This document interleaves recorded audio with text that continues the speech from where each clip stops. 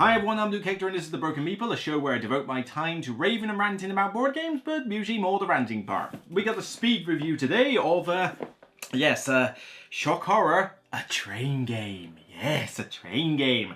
Yeah, people know my history with train games. Not a fan of trains, not a fan of the theme of trains, and certainly not a fan of any of the heavy train games like Age of Steam and 18XX and Imperial Steam and all those train games, Brass and a few others, they can all go to hell. Like, I'm not a fan of those games. But these ones, light ones, Ticket of Ride, Spike, some pick up and deliver ones that are a bit on the lighter side, Isle of Trains from last year. Those ones I can still play, but yeah, I don't particularly care about trains as a theme. So yeah, jumping into something like this with a train theme is not exactly something you would expect me to do, but light pick up and deliver games aren't as common these days as they used to be. They were a bit more popular, say, about a decade ago. I got one in my collection called Spike, which is probably the last one I saw that was like, half decent to keep. And even then, that one's probably due for the coal pile at some point soon. So Station to Station is basically meant to be another lightweight pick up and deliver game that is themed around trains. So it's like, okay, fair enough. Maybe this one could be one that could replace Spike and be something a little bit different. So I'm just going to jump into this one speed review style and see if it meets the cut. Station to Station is of course a game about collecting victory points, and it's got two aspects to it, pick up and deliver as well as the route connection aspect. You have one train on the board that you will basically move around the board, visiting different cities which have different tiles, some of which give you immediate effects, some of which upgrade your train, and some of which are the orders in which you have to deliver the goods in order to get the reward. But in terms of the turn sequence, you first have the option to buy from the market. The market gives you pairs of resources, it gives you the cost, but if your city does not produce it, it costs extra coal in order to actually import them. Coal is basically black cubes, and it also enables you to move around the board quicker. Speaking of moving, the next bit is to travel, and then here you get one movement for free following the tracks, but then you can spend additional coal to move faster. And then once you get to the tile, you essentially resolve the tile for the immediate bonus or deliver the goods, etc. But the little quirk is that if you were to move on to a space with another player, because you can't finish your turn on another player, you effectively get to have the travel phase again, like you repeat it. So you can kind of use a mixture of coal and other players to leapfrog a little bit across the board and do fast travel whenever you need it. While you're doing this, you're attempting to connect to various cities. Each of your route connection cards of 2 cities. You've got to visit both, and once you do it, you get points and some money. That's essentially the main gist of it. But in terms of the cargo, when you buy goods, they come in these little sort of tiles of oil, wood, and grain and stuff like that. And these go on top of your board, which is represented by this little ticket board. You put them across the top, and basically you can have up to 8 cargo in your train. But you can also grab these other rail cards that enable you to utilize these to get discounts on fulfilling orders, so you don't need as much cargo. You then have a little bit where you can, alternatively do some work, which basically just gets you some money or coal if you're in dire straits. Basically the I messed up move. You don't really want to do that. But then afterwards you get to hire crew, and so the crew cards come in 2 different levels, level 1 and level 2, and each one of them has a special ability. The level 1s basically are when you do X get Y, or you may convert X to Y once a turn, and the level 2s are basically ways of scoring points. So for example, these ones I've got here, every time, once a turn I can trade in a steel for 2 points. Every time I fulfill an order, once a turn I can get a coal and a victory point. These are in addition to the rewards you already get, and these, this is only a small pile here, there's quite a decent amount of them. But how do you actually get these crew? Well, you have to spend tickets. Where do you get them from? You get them from all the pick up and deliver stuff you're doing. So every time you complete an order tile, it goes face up down on your board as a ticket, and depending on which region you got it from, you have to put it on the corresponding region. The card costs for different crew basically depend on which region one you're going for. So if I want the crew card that's here, then I can either spend 2 generic tickets, or I can spend a West region ticket. So if you get the correct region for the card that you want, it costs you less, but basically you can only have so many on your board. And That's basically a typical term, but the rounds are 3 seasons. So as we go through the first round, everything's laid out and it's spring or summer, I think it's summer seasons. And then once the bag runs out, where you basically replenish every turn, you then replace it with a bunch of autumn tiles. Some of these will flip over to be more powerful, the rest will come out of here. You'll do the exact same thing for winter, but then at winter there is a countdown mechanic for whistle tiles that when they come out, as soon as a certain number of them have come out, game ends, that's it, total up the points. And there's very little endgame scoring, so you are, apart from the crew cards, you're pretty much dictated on what you scored during the game. So first up, for a game that is not that expensive to grab, this is a pretty well-produced game from Alley Cat Games. I mean, these are very thick tiles. These definitely feel quite chunky and very good production. You've got wooden trains, you've got, decent card stock for the root cards and the skill cards, they're pretty sturdy. They're small cards, there's no reason to sleeve them, I don't think there's any point. And even the little cargo trains, I mean, they're beautifully illustrated and they sit nicely on the top of your board, and you basically just put them in a conga line, like you're creating, well, God forbid, a train. Really, the only thing that's kind of a bit meh on the production is the coal cubes, and, well, I mean, big deal. I mean, what else are we going to use for coal cubes? So, all in all, from an artwork, a graphic design, and a production standpoint, pretty decent and solid all round. The game quotes 90 minutes for 2 to 4 players. That's quite accurate, actually. I think 90 minutes is about as long as this game should take. If it takes any longer, then you're AP and you're taking too long. But yeah, 90 minutes is kind of fair. The game scales for players in terms of how many tiles are in the bag. You probably want to play this with 4 players as often as possible, just so that you don't have to do anything with the starting tiles. You just use everything. Whereas if you use 2 or 3, you've then got to go, well, hang on, I need to take out so many of the spring ones, so many of the autumn ones, so many of the winter ones. How many countdown tiles do I need to use? I don't need to use all 4. It's like, that gets a little bit annoying when you do 2 to 3 players, but at least those games will be quicker. 4 players, you've got more turns, more like people acting, so there's a little bit more downtime, but still 90 minutes is about right. In terms of the rule set, this is really simple. I mean, the rule book is probably bigger than it needed to be, but it explains everything pretty well, and it's quite easy to reference specific rules. Really, the main rule that trips a few people up, and you certainly do want to maybe check BGG for exactly how this works, is how the rail cards work from a discount perspective, because in the first game we played, we actually got these wrong as to how they worked. But technically, it's just a case that for each one of these you can discount one thing on the order that you're doing. The way you read the rules can sometimes make you think you're only allowed to use one of these on an order and that's it. Like the rest of your rail cards are kind of redundant. But the idea is basically each one can count for one thing. But obviously, if you spend a lot of time grabbing these for discounts, you're not getting a lot of the orders done in the first place, so you do have to kind of micro-balance that, which is a cool little thing. But the rest of the rules, though, very clear. And I gotta give props to the setup reference guide on the back. The quick reference for how you do each of the 5 actions, which is kind of partially laid out on your board anyway. Very clear to read. Easy, clear icon reference. An index. Color-coded headings, so if I want to look up market, I've got the color-coded bit there, but then I've also got the color-coded, index number there, and it's like fantastic, a game that actually gives you an index. And then it's also got the setup diagram, which literally I don't need to look at the rulebook to set the game up, because it tells me what I got to do with all the tiles as well as what every player gets, and it's very straightforward. Very good reference guide.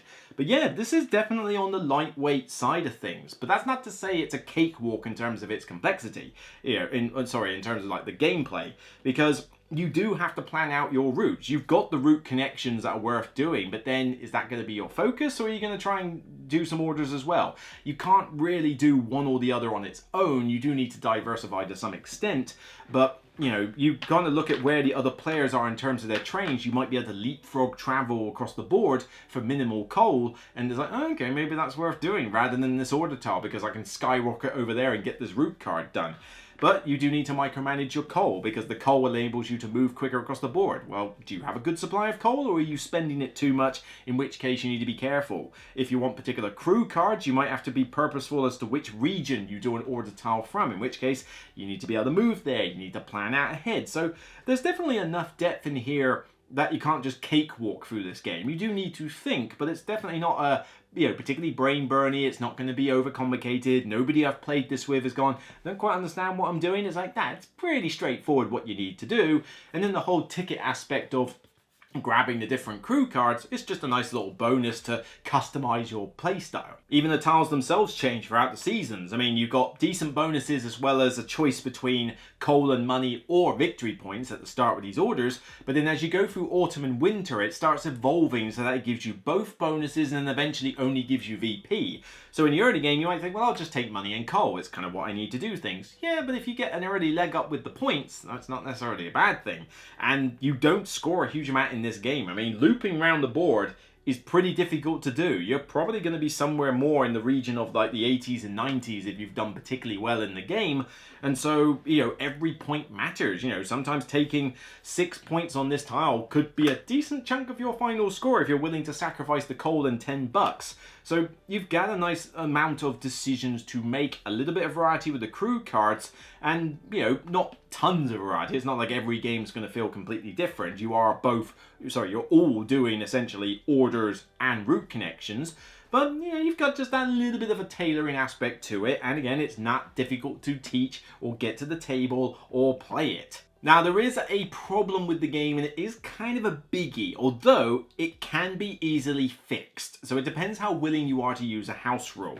The countdown tiles that you get in the winter section, you draw so many of them out of the game, and they enable you to basically have a sort of ticking time bomb for, oh, the game's going to end any minute, right, keep going, it's ended. It works in Spike. It works in a lot of other games. I think the variable endgame timer is a fun mechanic.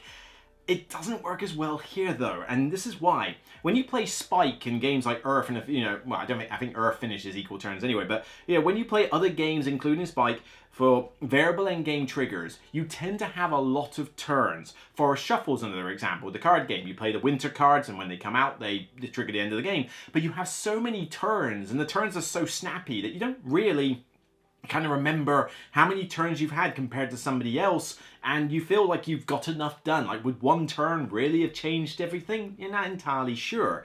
Here though, you don't have as many turns. Let's take a 4-player game, for example. You have 20 tiles already set up on the board. That leaves 16 in the bag. Each of the 2 other seasons has another 16 tiles, and in winter that's including the countdown ones, okay? So that means that if 4 of you are playing and every turn you replenish a tile from the bag, that means that each of you is only getting 4 turns in a season before it moves on to the next season. So, okay, you know, that doesn't leave you with a huge amount of turns in the game. I mean, technically you are only playing about 12 turns in the game.